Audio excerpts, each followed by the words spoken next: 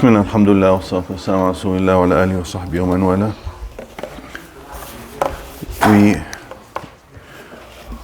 will resume the fiqh class, the Islamic law class, and we are still in a chapter of the funerals, which talks about death, funeral, the prayer of the funeral, and also on what precedes death, such as terminal illness. And we mentioned last time one of the things that is necessary for the person who is terminally ill, that he should accept Allah's decree and he should have good thoughts about Allah and good expectation from Allah. We talked about this last time. The next point is that if something hard or a hardship falls upon a person, is he allowed to ask for? Is he allowed to ask for death or ask to die? It is not desirable for the person to wish to die unless he feels that the trial that he is in may affect his belief in Allah somehow. And then if that is the case, then he should word his invocation to Allah in such a way that is mentioned in the hadith. فإن كان لابد متمنيا فليقل اللهم أحيني ما كانت الحياة خيرا لي وتوفني إذا كانت الوفاة خيرا لي. He should say, "Oh Allah, keep me alive as long as living is best for me, and take me back if you know that death is better for me." They say he can say that if the hardship is difficult on him to tolerate. But if he fears that it will affect his religion, he can also openly ask to die. So to word it this way, that, "Oh Allah, take me back if life is better for me," and this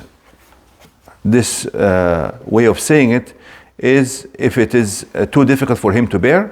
But if he fears that it may affect his religion and belief, then it is permissible to actually wish to die or ask Allah Azza wa Jal to take the person. Such as we read in Surah Maryam, when she became pregnant without having had a husband, and she feared that people will think that she had committed adultery and so on. She said, "Ya laytani mittu qabla hadha wa kuntu nasyan mansiya." I wish I would have died before this happened to me, and people would have forgotten me. Now, the next point is that if somebody is sick and feels that this could be a terminal illness, and even before that, but more importantly, for somebody who is sick, to do his best to give back any debts or to clear any kind of obligations that are upon him to other human beings, to discharge these responsibilities to other human beings. This is something that is desired and required from Muslim in all conditions, but more so if he feels that he may die. He doesn't want to die with a debt on him or something that or some kind of injustice that he has committed towards someone, and then he dies and would be questioned about this injustice. قال رسول الله صلى الله عليه وسلم: من كانت له مظلمة لأخيه من عرضه أو شيء فليتحلله منه اليوم قبل أن لا يكون دينار ولا درهم إن كان له عمل صالح أخذ منه بقدر مظلمته وإن لم تكن له حسنات أخذ من سيئات صاحبه فحمل عليه. أخرجه البخاري ومسلم. The hadith says that the Messenger صلى الله عليه وسلم said, whoever has committed any injustice towards his brother, such as dishonor him or any kind of injustice, then he should seek forgiveness from that person today, before there will come a day where he cannot pay in dinar or dirham. He cannot pay in currency. He cannot pay him back or compensate him monetarily. He says, if this person who was unjust had good deeds, it would be taken from his good deeds to be given to the person who was wronged. And if he had no good deeds, then from the evil deeds of that wronged person, it will be taken from that person and put upon him, of course, according to the magnitude of the injustice. You follow? There's a hadith narrated by Abu Hurairah, and Rasulullah sallallahu alaihi wasallam قال أتدرون من المفلس قالوا المفلس فينا من لا درهم له ولا متاع. He says, do you know who is the most bankrupt person? They said to him, the bankrupt person is the one who has no assets and no money. لا درهم له ومتاع ولا متاع. فقال إن المفلس من أمتي يوم القيامة من يأتي إن المفلس من أمتي يأتي يوم القيامة بصلاة وصيام وزكاة ويأتي وقد شتم هذا وقذف هذا وأكل مال هذا وسفك دم هذا وضرب هذا. He says the bankrupt person in my followers is the one who will come on the day of judgment, having prayed, having fasted, having given charity, but he would have cursed this person, stolen the money of this person, injured this person, hit this person, which means he has committed injustices. He says, فيعطى هذا من حسناتي وهذا من حسناتي فإن فنيت حسناته قبل أن يقضى ما عليه أخذ من خطاياهم فطرحت عليه ثم طرح في النار. The same meaning. He says, so this person will take from his good deeds. This person will take from his good deeds. Everyone will take.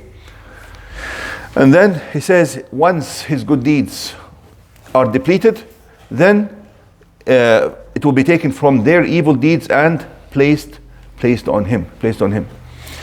عن أبي هريرة أن رسول الله صلى الله عليه وسلم قال لا تؤدن الحقوق إلى أهلها يوم القيامة حتى يقاد للشاة الجلحاء من الشاة القرناء. He says, on the day of judgment, Allah will establish justice. Even if, and he gave them an example of how much the justice will reach. He says, if a goat that has horns unjustly hits the one that does not have horns, meaning the strong goat hits the weaker goat, Allah will take and execute justice for that. Although those animals are not at baseline held accountable, there's no obligation on them, but obviously they have an instinct not to commit such injustice for no reason. Like, yes, they have an instinct to survive, but sometimes you can find such animals that just want to bully the animals around them. And if that is the case, that also will be, that kind of justice will be established. Or it could mean that Allah will show that nothing will be left out, even those animals that are normally not held accountable, even those I will execute justice amongst them.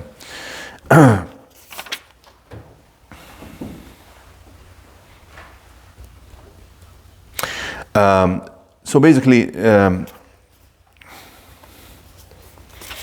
this point, and then the last point is to write the last will, كتابة الوصية.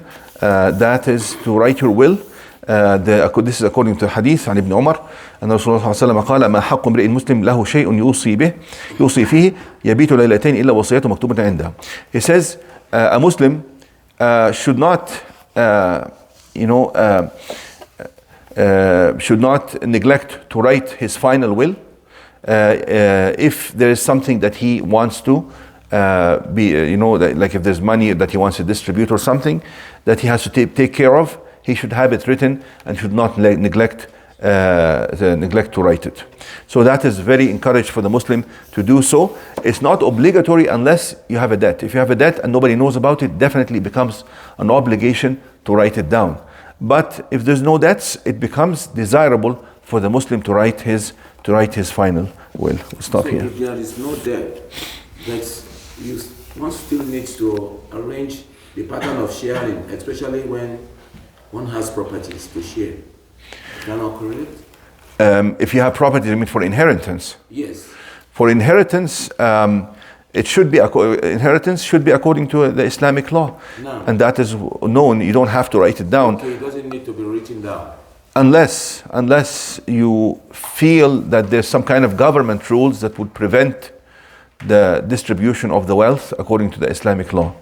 Does anybody know what the law is in Canada? Do they interfere? Or do they interfere? They would. So Judges would make, they would adjudicate the case. So let's say a father died. The money doesn't go immediately to his wife to be able to control it and give it and distribute it between her and the children? No, it depends. I think the one that what I did, I think the wife is the sole administrator. So, okay. With the wife being the sole administrator, in case someone passed on, so he will have to share it according to with the children. In case both of us pass on at the same time, yes, then the children are the sole administrator. Okay. If the wife is the sole administrator here, she has the right to distribute it based on if she based on Sharia, right? She can give her. It's still on Sharia. Yes. But it's only that the control of the sharing, she will be in charge. Of course. Then his wasiyah, his will be to his wife. If I die, you distribute this money between you and my children and whoever, my father, my mother, based on the Islamic law. And then it becomes her responsibility to do so. If he trusts her, of course. If he doesn't trust she will do that, then he will have to write it, right? Then it becomes responsible. So if someone owes money, but you couldn't get the person you owe, maybe made all efforts to get that person in. Exactly. You have not got him. How do we have an explanation for that? The question is, if you owe money to somebody, and you try to pay back this money to this person, but you lost contact with him and there was no way to reach him.